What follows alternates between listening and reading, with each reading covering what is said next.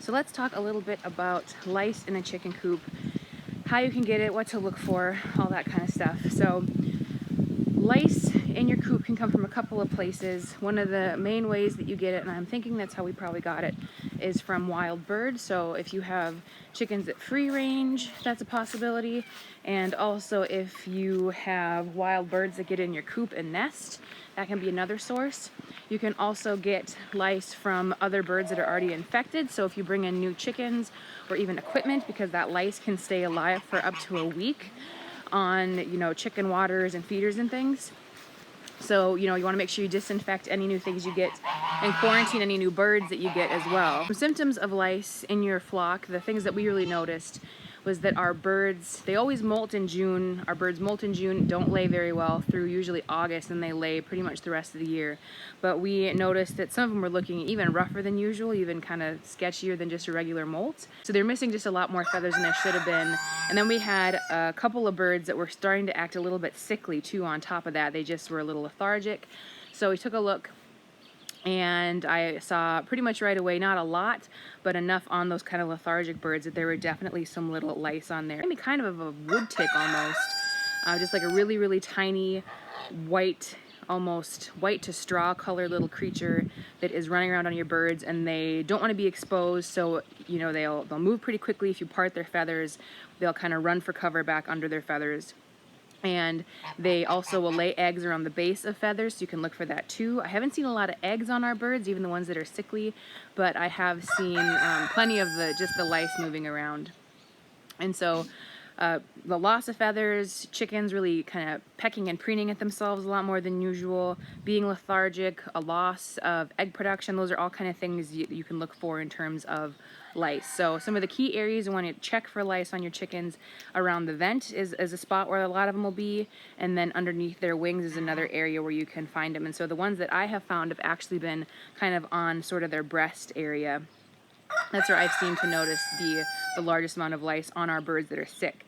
Now, one thing too, when you have lice in your coop, even if you have birds that look perfectly healthy and they aren't lethargic, their feathers look good, it's still a good idea to treat the whole flock. It's kind of like when you have kids at school where a lice outbreak has happened. You don't necessarily have to treat all your kids, but you do want to check your kids because that stuff can spread pretty easily. So the lice themselves, thankfully, they're specific to poultry, so that way you don't have to worry about getting them on you or your family or anything like that, which is nice. But when you treat for it, depending on what you use for treatment, you definitely probably want to use gloves and a mask. And I'll show you right now the different options that we had and looked at for treating our chickens and what we finally went with. The best ways to keep lice from getting into your flock in the first place is to look at the causes of it and do just the opposite. So making sure you're not just introducing random birds to your flock, trying to limit your birds' exposure to wild birds, which is kind of tricky when you're doing a free range situation like we're doing. And also providing really good dust baths for your chickens. Ours do have the opportunity to take dust baths wherever they want around our farm, but we're kind of setting up a dust bath in here that I'll show you for them that has diatomaceous earth in it, which is what we decided to use for treating our chickens. And also making sure you're trying to keep your coop really clean, because the lice, they feed on, they don't really suck blood, that's not really their goal. They will eat blood if they can get to it, but they prefer to eat the feathers and kind of like the shafts of the feathers and dead skin and stuff like that. And so they can feed on those things that are just in your coop but not on actual birds. And the lice, like I said before, they can survive for a week when they're not on a host. So when you do clean your coop or treat your coop, you want to get your whole coop cleaned out. Treat the whole thing, the roost, the nest boxes, everything.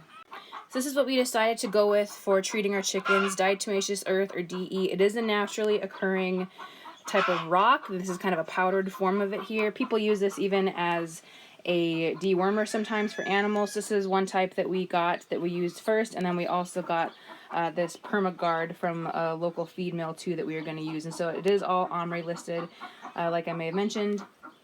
So it's something we feel comfortable with using our birds. So how it works is this stuff is really, really a very fine powder, which I'll show you here in a minute. And that fine powder, when it gets into your bird's feathers, is actually very sharp, and it will cut the exoskeletons of the lice and kill them. Now, when we first found out that we had lice in the coop, before we did a lot of research, I told my husband, I'm like, just stop at the Fleet Supply store, see what they have. I'm sure they have something for treating lice in your coop. And so he brought home a couple of options. neither of which we're probably ever going to use. So it's kind of a waste of money just because they are really chemical focused, and when you read the warning labels on these things, it's kind of scary. It's like, how are you even supposed to put this stuff on if it's warning me that you can't inhale it or get it on your skin or get it on your body? And here I'll read some of the warning labels here just so you get an idea here. So we just got this pen and poultry chicken roost disinfectant spray. It says that it's extremely toxic to aquatic animals as well, which isn't a good thing considering where we live. If it gets on your skin or clothing, take off clothing, rinse skin immediately with plenty of water for 15 to 20 minutes, and call Poison Control Center or a doctor to seek medical advice. So that's if you get that on your skin, and we're supposed to be spraying it on our birds that are laying eggs for us to eat. And so I just couldn't do it. So we decided to go the DE option instead. So here is our coop, and it's definitely an old building, and so we definitely have some issues, I think, too, where we can get sometimes birds and stuff come in through the loft area. We have not been up there before, and you can tell that there's some straw up there for insulation, and so we are hoping to get that cleaned out too and really do some more work reinforcing our coop. There are nest boxes back there, and then the chickens have their perch here. So my plan of attack is I am going to be just tossing everything out this little back door area, and then from there we'll load it into the pickup so we can take it somewhere, because taking the stuff out one scoop at a time to a wheelbarrow and then dropping it off somewhere else is just going to take 1,000 years. So we're going to try a slightly different tactic.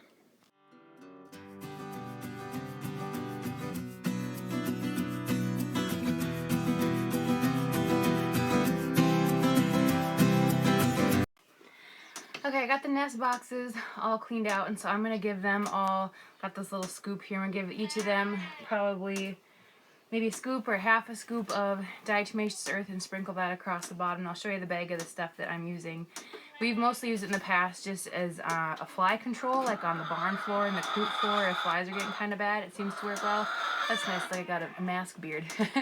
But anyway, so that's what we typically have used it for, and it's OMRI listed and everything, and some people do use it also in animal feed to help with parasite control and things like that. So it's something we feel really comfortable with using on our farm.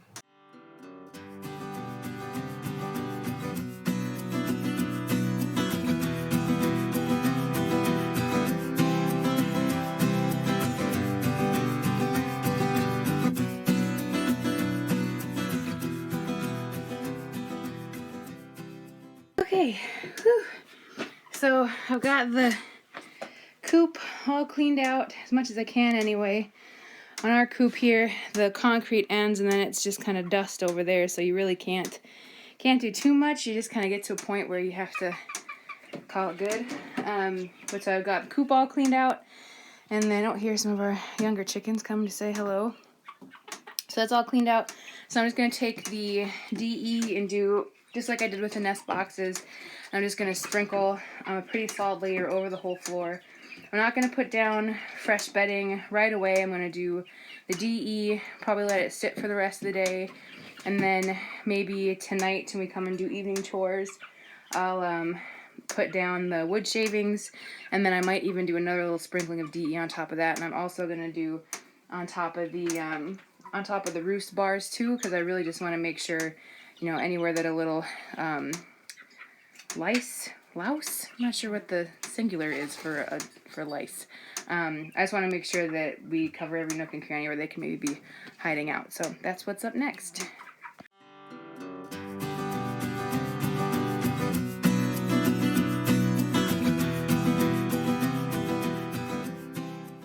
Okay, so it's the next day. It was kind of late last night. We didn't want to just deal with doing the chickens, so we're doing them here this morning quick. So my husband Ben is helping do the chickens. So we're catching them, coating them in the powder, give them a good dusting, and then we're just shooing them out the door. We're also taking this opportunity to put leg bands on our younger chickens so we can start paying attention to the age of the chickens we have.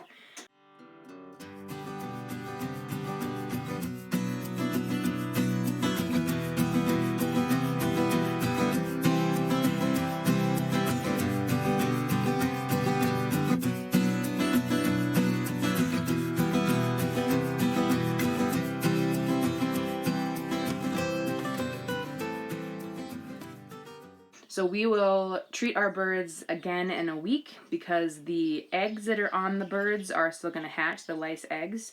They're called nits, and once they hatch, we need to treat again. So we're going to have to treat them 2 more times after this just to really make sure that we get all the lice off of our birds. And then we're just going to make sure that we check them regularly for lice, keep an eye on any birds that are lethargic, looking around their vent areas, under their wings, those sort of areas to see if the lice come back, which I'm hoping, really hoping they don't, because it's not a good thing to have in your flock. But again, if it does happen to you, don't feel bad. It's a very common external parasite that coops get. And like with us, where I said I'm pretty sure, because we didn't really introduce any new birds or anything like that, we try and keep our coop pretty clean. Our birds aren't in the coop very much anyway. The chances are good that it just came from some wild birds. So thanks so much for tuning in. If you have lice in your chicken coop, I hope this is helping. If you have any other suggestions for methods of treating lice in your coop, please go ahead and leave a comment below. It's always great for farmers and homesteaders to kind of share resources. So I'd love to hear what you have found successful for treating lice with your chickens. Otherwise, good luck with treating your own if that's why you're watching this video. You can always check back at our channel. We have new videos every single week about farming, food, family, and fortitude here at our Rough and Tumble farmhouse.